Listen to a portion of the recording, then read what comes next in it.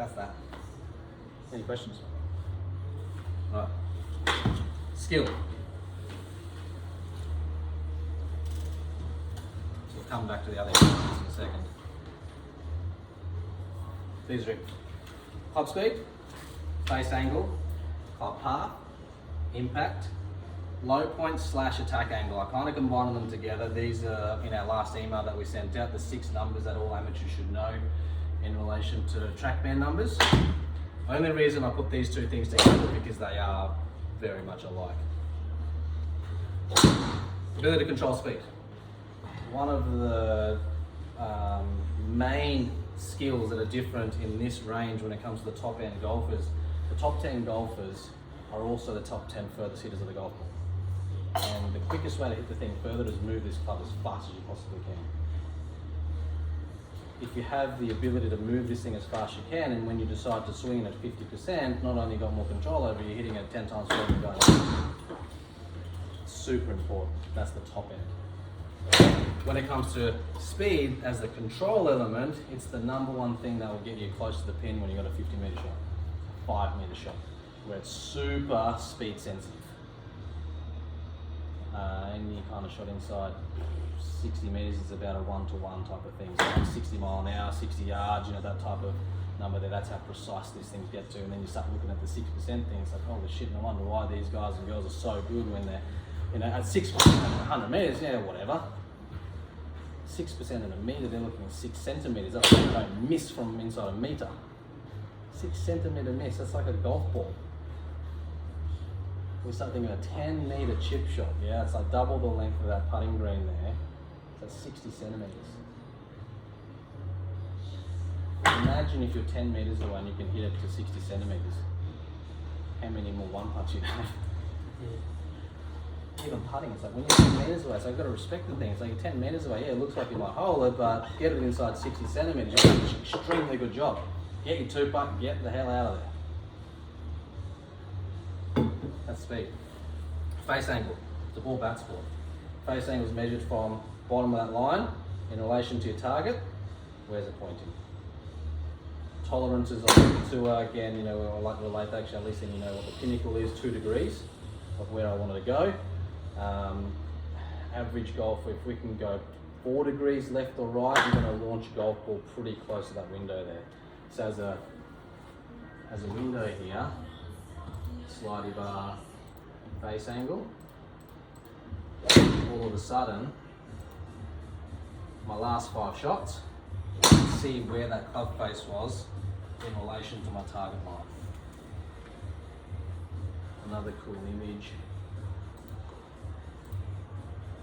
is this one. So the red line is where the club face is pointing. 80% of where the golf ball takes off is controlled by where that club face is pointing. You could move this thing 30 degrees this way. If this thing is pointing there, it's launching there and you just have it spin behind it, which is the blue line. It's not one of the skills in there. However, that's the thing that causes it.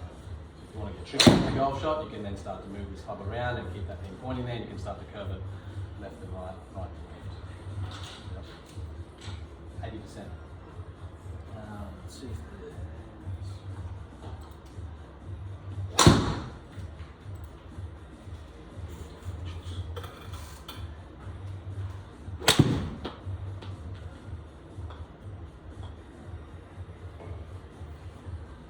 So, this one here, face angle 0.4 of a degree open. Can you see the golf ball here? Takes off a lot closer to that red line than my swing. That went 7 degrees to the left-hand side. This is why this game is so frustrating. If I'm playing cricket and I swung 7 degrees left, there's a chance this thing's going left. In golf, it doesn't matter how far left you go, if that thing's pointing 0.4 degrees to the right-hand side, she ain't going left.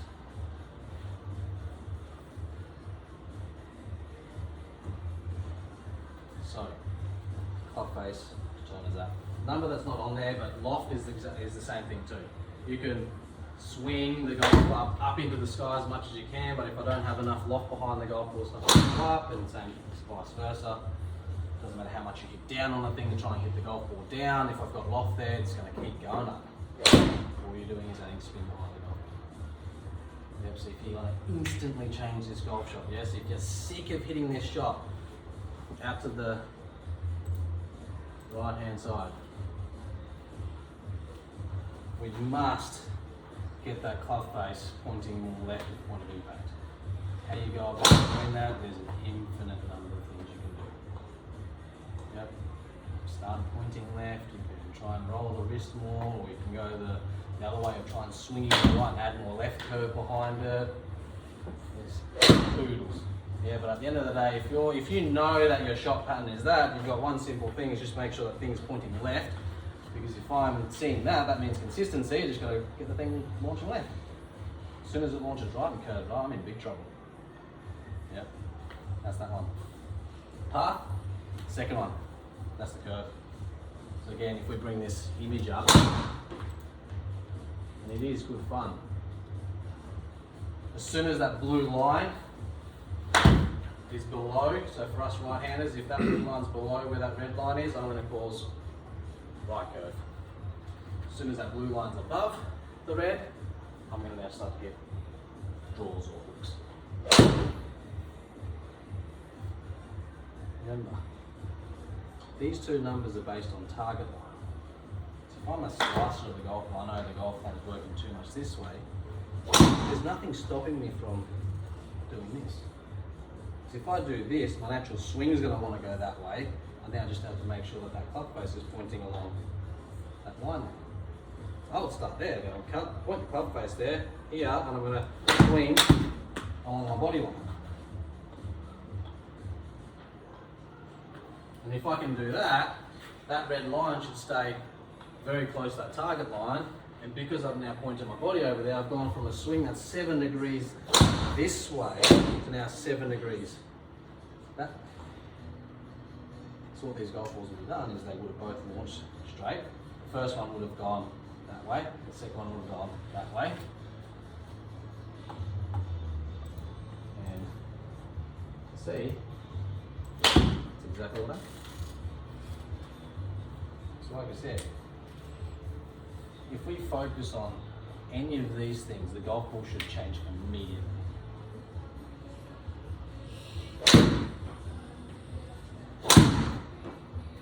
Any questions? You guys look all skillful enough. Like it should take 1 to 3 swings tops to get a feel for like literally changing those numbers. If it's not, we're thinking of something else, but what is that? What actually needs to happen? Is there a way to figure out, based on all geometry and your limitations, what your natural, how to get your optimal out of your natural swing, whether that be a fade or a draw? How do you get this so you're working within your limitations to maximize that and not correct? You know what I mean? Yeah, I love that question. The easiest way would be to line up straight and swing as straight as you possibly can. So the intent is as good as I possibly can. Do that for about 5 shots. Based on your swing characteristics, which is going to be one of these 2 things. So when I say swing characteristics, it's the blue line. Yeah, if your natural pattern is, let's just say, moving that way, I just set up to compensate for it. And then just make sure that the club face is matching up to whatever that is. So if it is a big out to win, let's just make sure, yeah, club face is pointing left. That's the easiest way to apply the club to how you swing. You're 100% correct. If we're trying to change our swing, it's the hardest thing out there. To master that, it's the 10,000 hour rule. So if you did it for 5 hours a day, every day for 5 years, there's your 10,000 hours. No one's got time for that. I just want to see that go straight. Quickest way to do that is just create more awareness around this thing. Like if you literally went, okay, I want it to be there, and I'm going to create that to get it to there, and if I apply some kind of impact behind that, the ball has to go there. That's the kind of speed I would start. Crawl, walk, run. But you can see none of these demonstrations are done at flat pitch.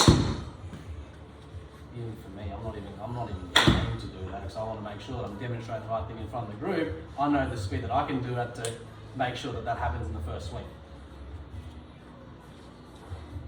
Otherwise, it might take 3 or 4 or 5 attempts to get it exactly right, but that's only because I'm trying to do it at maximum speed. But this purpose isn't about it. It's just to show that, okay, if you can instantly change the way this golf club moves and how you present it, that golf ball is also reacting. Golf ball's the best judge out there. That's the most humbling thing about it. No matter how good we are, how rich we are, how powerful we are, anything of that sort of stuff, the golf ball's the humbling thing. You top on the ground, it's like, oh fuck. That's what I like. Impact. Again, ball bat sport.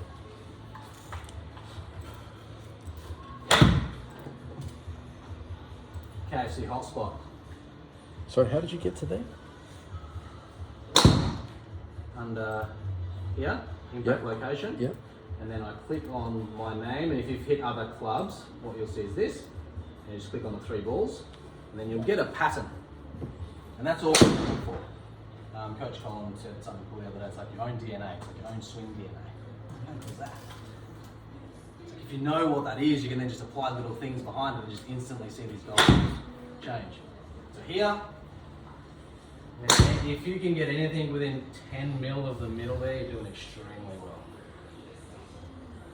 If you have time, do yourself a favour and look up Tiger Woods' impact location, his wear marks on his putter and his irons. Yeah, 5 second points.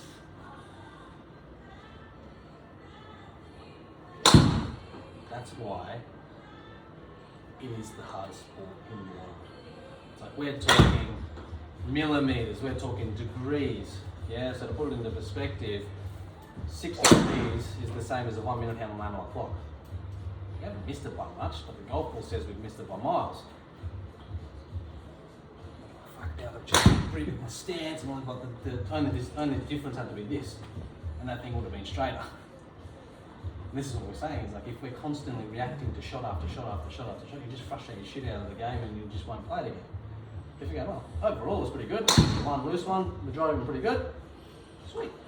You'll enjoy it, you'll love it, and keep playing more and more and more and more and more. That's the essence. So in relation to striking the golf ball, toe contact will create what we call gear effect. As the golf ball spins backwards around an axis, if that happens, it tilts it left. Again, it's a great way to minimize any kind of curvature that we might have on the golf ball. So if I know 8 out of 10 times the thing curves to the right hand side, there's nothing stopping me lining this thing up out of the toe, and I'm trying to hit it out of the toe to negate some of that right tilt. Left tilt, exact opposite tilt out of here. Again, once we know what our swing patterns are, it's easy done. If we judge our swing pattern off shot after shot after shot, everybody's random. If we go out of 5 or 10, this is what tends to happen, bang, we've got a really solid solution behind it. Low point attack angle. Who's come across those terminologies? Attack angle is Yep. low point's new one. Sent your email. Yeah, right. I'll start with low point, probably the easy one to explain. As I swing a golf club, would you agree there's a bottom of the arc? Mm-hmm. Yep, which is typically called the low point. As a golfer, I can control it in 2 different ways. One is in relation to the golf ball, where do I want the golf club to land? So when it comes to driver, I want to land it behind the ball and catch it more on an upward swing, no different to a tennis stroke. If I can create more topspin, I'm going to get more distance, ball runs on the ground. When it comes to ground shots, if the low point is back here, I'm going to catch the ground or the dirt or grass or whatever it is. So to get good contact, we want it to be slightly in front. There's an extension to this now, is that the low point you can also be further away from the ground, further into the ground. And it's probably something that not a lot of us actually pay attention to. We just go, it's behind, it's in front, and that's really it. But this is the thing that actually controls. So if I swing too much into the ground, I'm going to end up with impact behind the club. One of the number one golfers we see in here, one of the misses that we see in here is driver going straight up into the air. So if I'm now aware that, let's just say,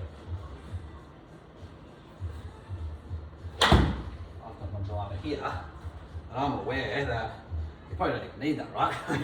you hit and your thing, see it go straight up in the air. It's like, we're clever enough to go, I now have a choice to what I want to do with my next swing.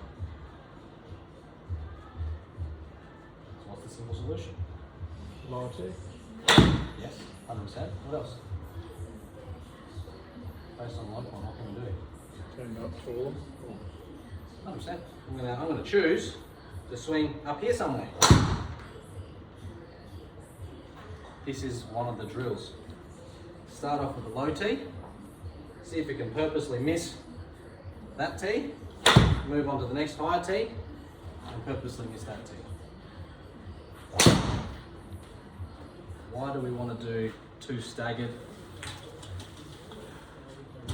tee heights, not just one tee height?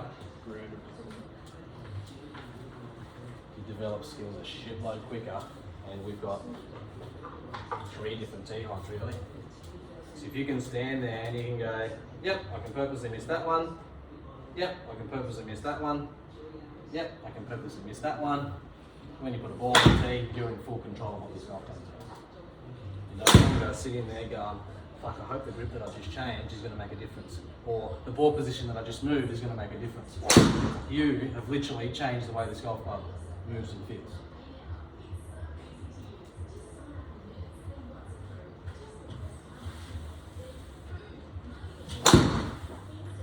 Again, so